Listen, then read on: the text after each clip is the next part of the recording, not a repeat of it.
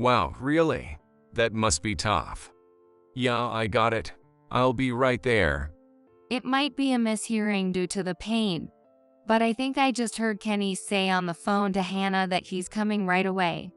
My sister Hannah was going to her favorite band's concert, but the train stopped due to an accident, and she can't get there. I'll go give her a ride. After saying that, Kenny opened the door of the back seat where I was sitting. You can get to the hospital on your own.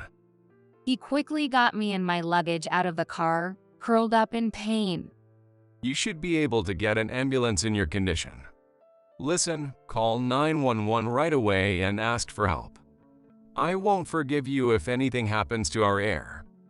With that, he drove off. Please, help me. The number you have dialed is currently not in use. Please check the number and dial again.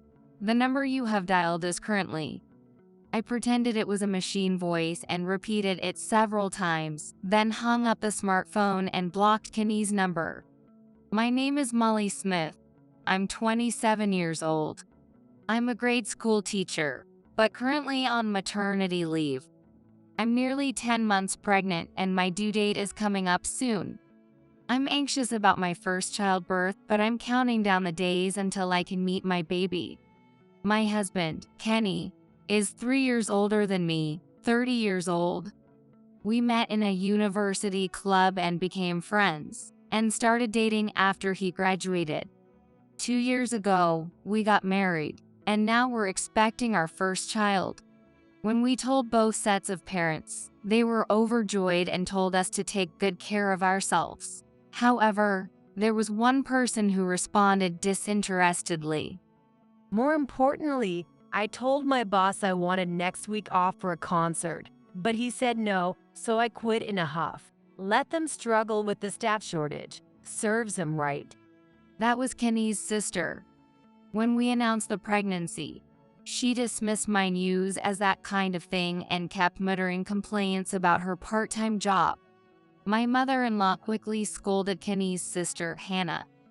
It doesn't concern me, after all. Besides, it's not even certain the baby will be born safely yet.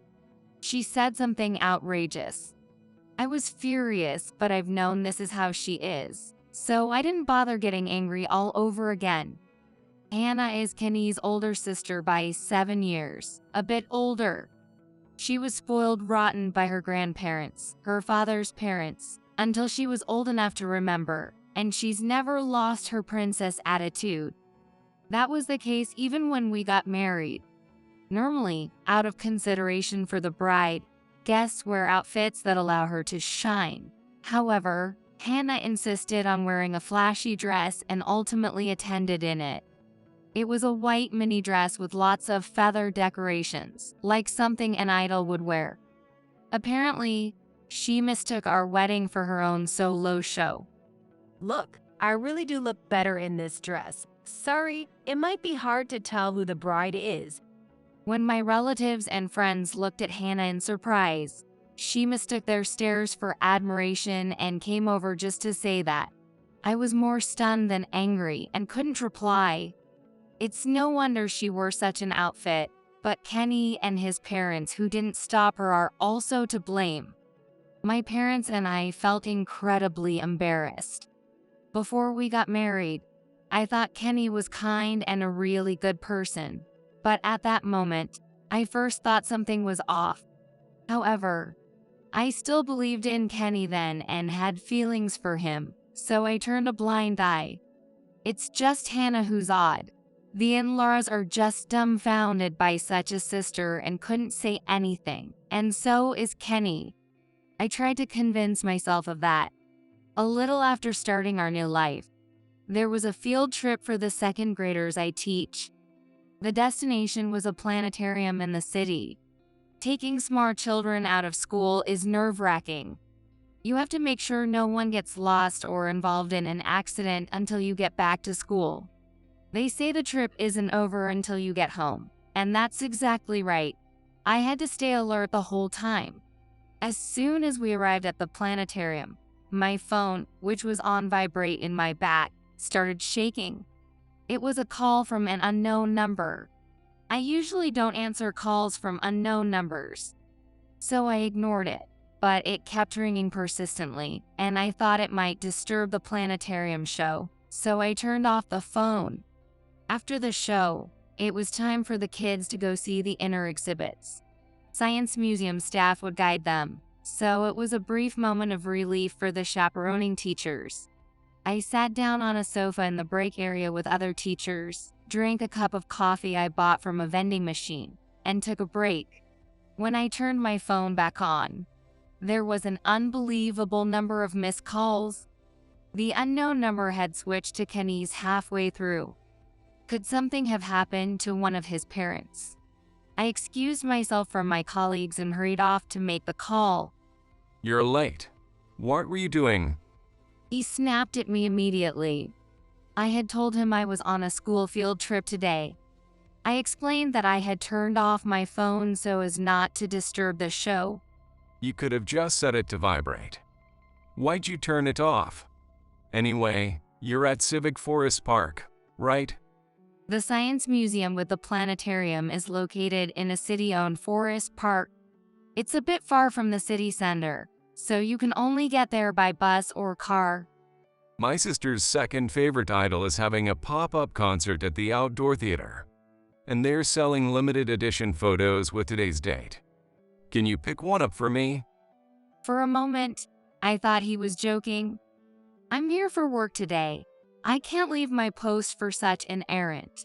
The forest park is vast, and it takes about 20 minutes to walk back and forth between the science museum and the outdoor theater. Plus, it's raining today. Go out in this weather to buy photos for Hannah. I firmly declined and reiterated to Kenny that I was at work. I'm disappointed, Molly. I didn't think you were such a cold person. That's not you, right? Molly's supposed to be kind-hearted. Please just go do it. Kenny tried to guilt trip and flatter me into going, but I was at work and couldn't accept, no matter what he said. Fine, whatever. I'm done. Kenny shouted this and hung up. I felt a chill in my heart. I couldn't believe Kenny would ask for something so unreasonable. It was incredibly unpleasant and sad. Still, I managed to control my emotions and finish the school field trip. When I got home, Kenny wasn't there, but there was a message on my smartphone saying he was waiting at his parents' house.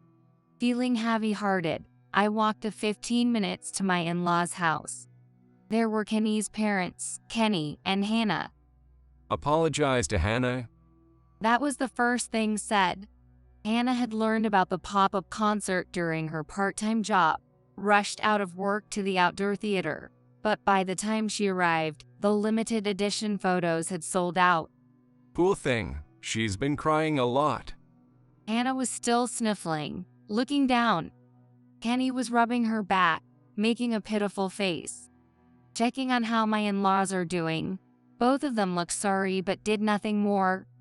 They probably haven't even considered what to do about their unreasonable daughter and son.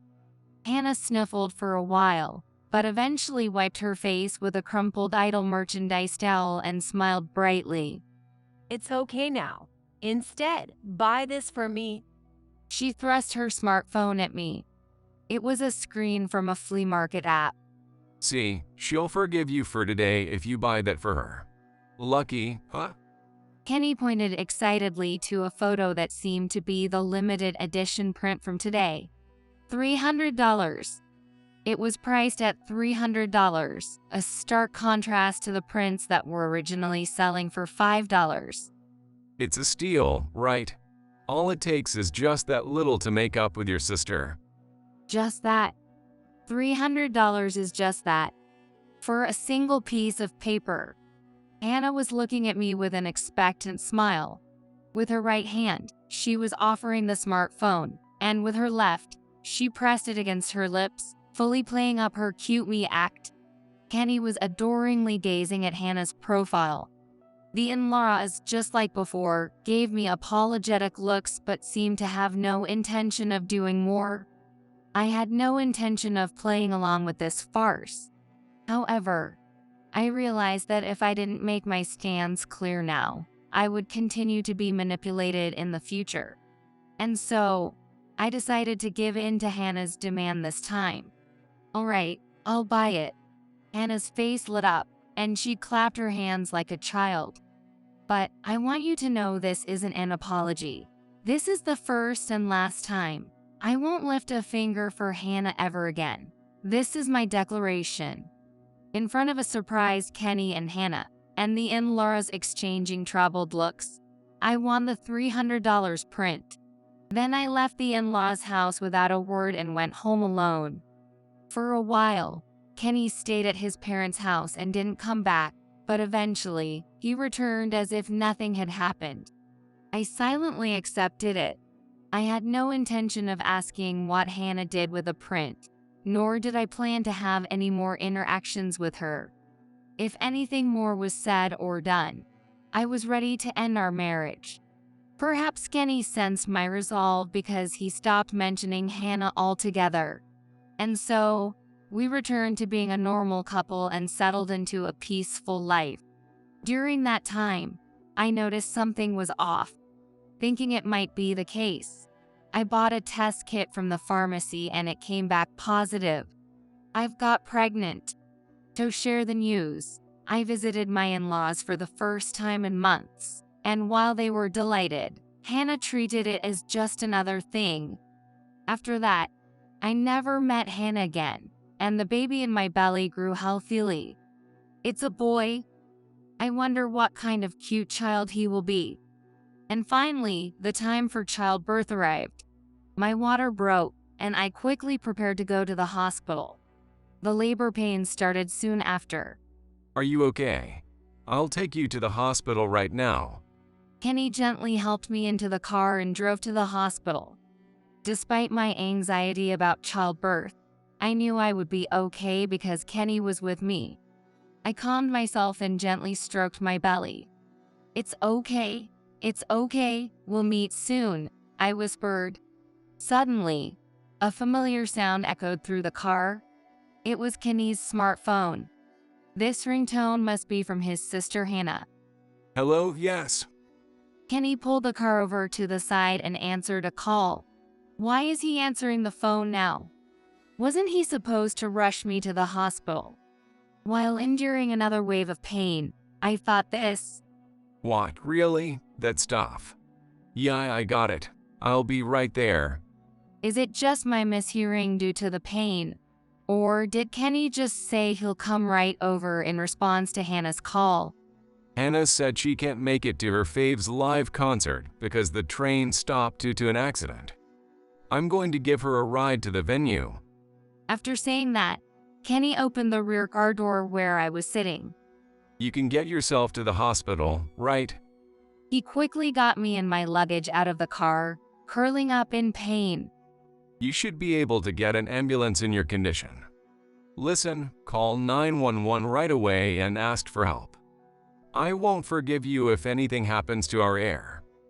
With that, he drove off. I was left on the roadside with my luggage. Is this really happening? To treat his wife, who is about to give birth, like this? I no longer even feel angry. I couldn't help but burst out laughing. Fortunately, there were no passers-by around. I laughed so loudly that I thought it was good timing. My mind was surprisingly calm, but my body couldn't stop laughing. Hello, I need an ambulance, please. Yes, the location is... Looking at a nearby building, I provided my approximate location. I got into the ambulance that arrived and headed to the hospital alone. The hospital quickly admitted me and started preparing for childbirth. I called my parents and calmly explained what happened today. They were speechless and said they would come right away. When I was left on the street, I felt I could handle whatever came next alone, but knowing people were coming to support me was reassuring. Waves of pain came and went. The nurses and midwives checked on me, telling me things were progressing well. About an hour after arriving at the hospital, my phone rang. It was during a lull in the contractions, so I picked it up and saw the last person I wanted to see on the display. It was Kenny. I ignored the phone for a while, but after several missed calls and hang-ups, I decided to answer. Not because I cared about Kenny, but because it was too annoying. When I pressed the call button, Kenny's voice burst out. Hello, Molly. Oh, thank goodness you answered. Kenny's voice sounded genuinely relieved. Maybe he was finally worried about his pregnant wife and unborn child he'd left behind. But that thought was quickly proven wrong. Please, help me. I thought I was being told something nonsensical. What kind of help could he possibly need at a time like this, with his wife about to give birth? Actually, there was a little accident at a rest area. The number you have dialed is not in service. Please check the number and dial again. The number you have dialed is currently... I pretended it was a recorded message and repeated it a few times before I hung up and blocked Kenny's number. I gave birth safely to a boy. It was surprisingly an easy delivery. Perhaps the shock of the events had numbed my senses to the pain. It was over before I knew it, and the hospital staff were amazed at how smooth it went for a first-time birth. After all, an easier experience is always better. As I watched my sleeping son, I felt truly happy. He was born so quickly that my parents, who rushed from far away, missed the birth.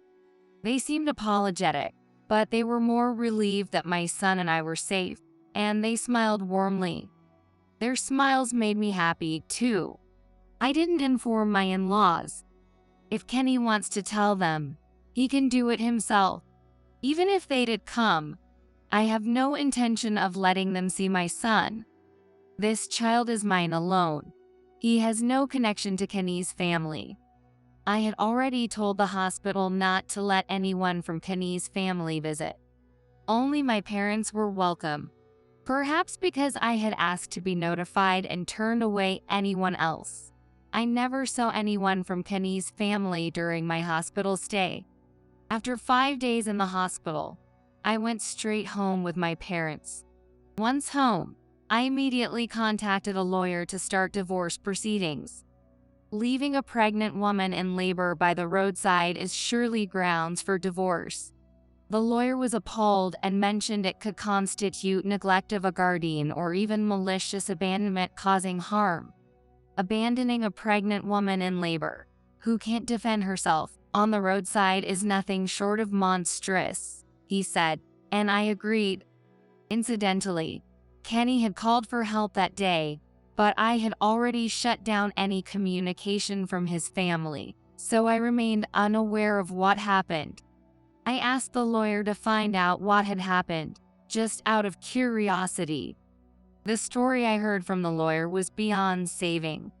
After abandoning me to pick up his sister Hannah, Kenny stopped at a rest area on the highway.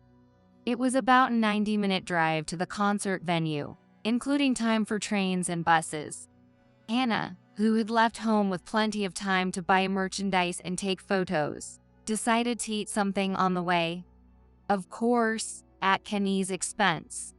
After eating a specialty meal at the rest area, they were about to head to the venue when Hannah flung open the car door and hit the car next to them.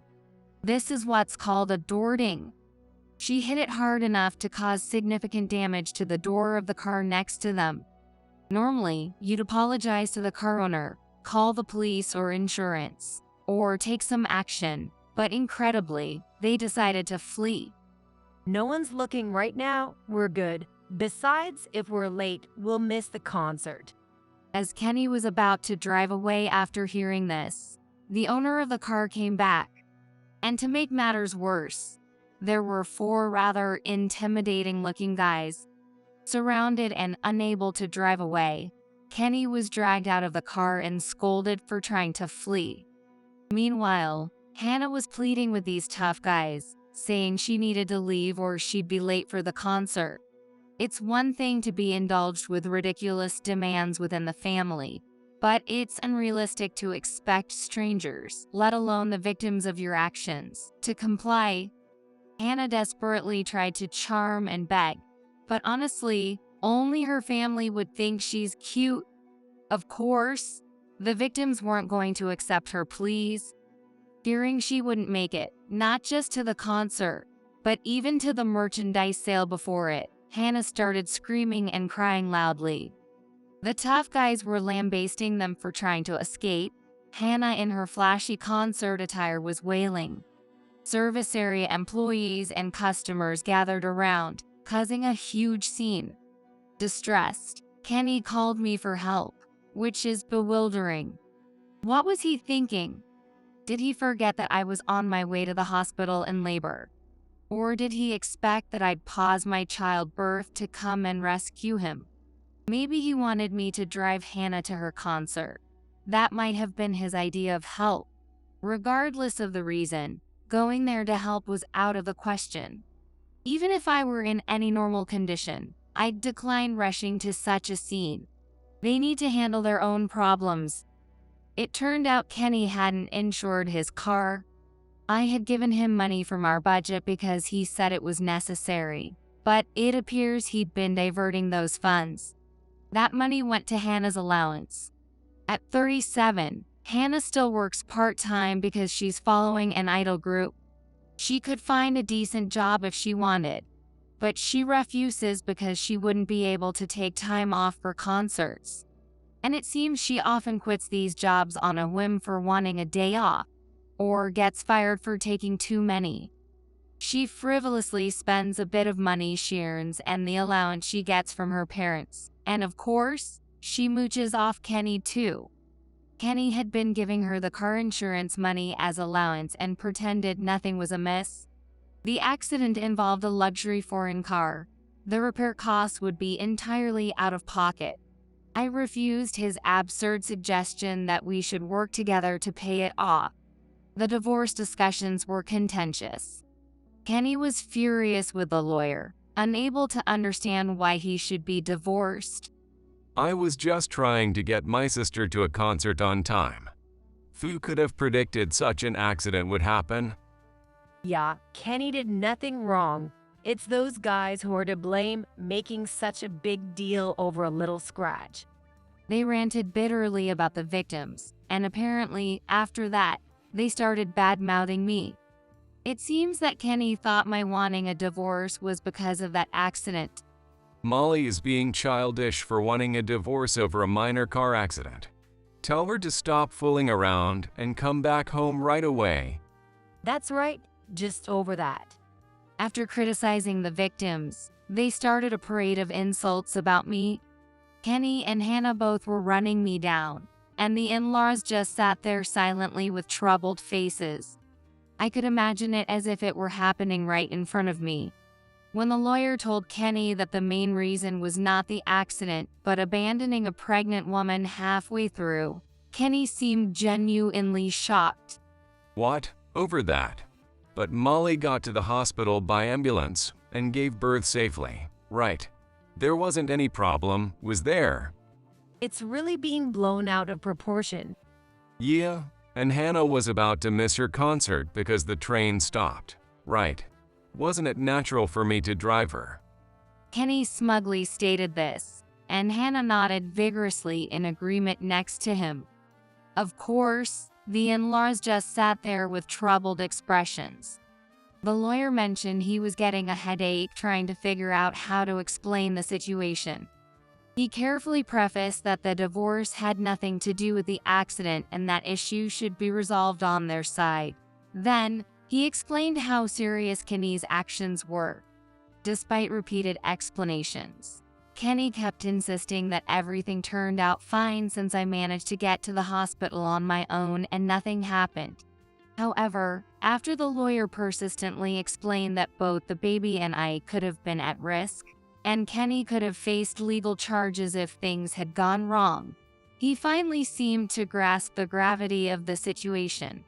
He turned pale, began to tremble, and asked if he and Hannah could get arrested.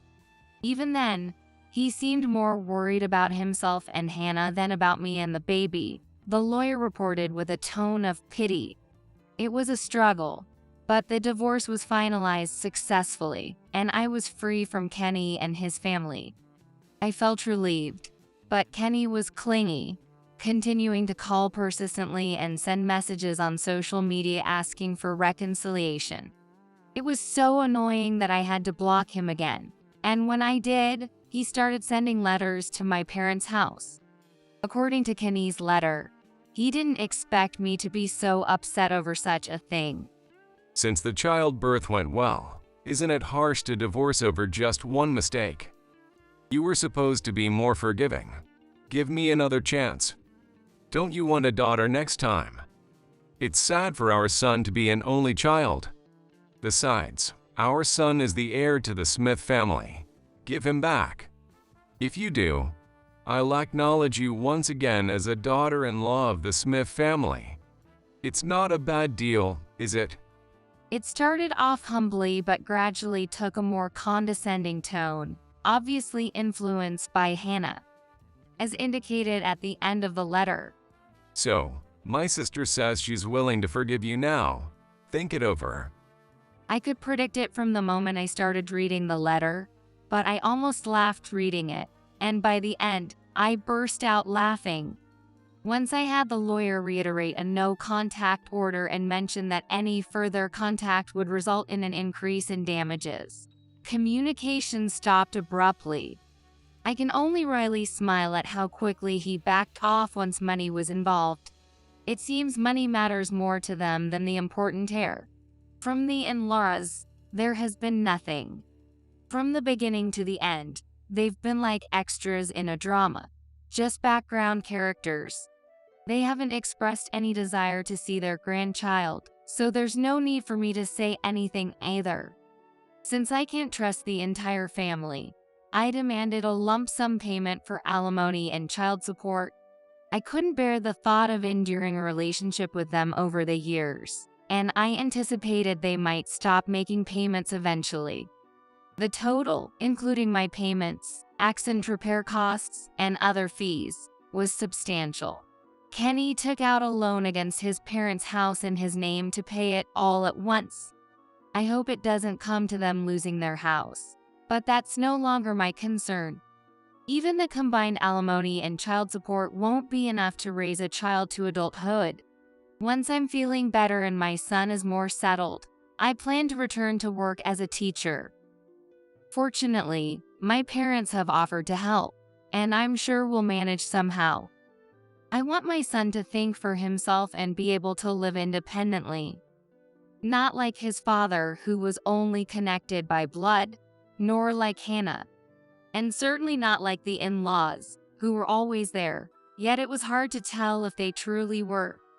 Though my marriage ended disappointingly, I am grateful that it gave me my son. From now on, it will just be the two of us, living happily. And if there's a new person in the future who loves my son and me, I won't hesitate to embrace that new happiness.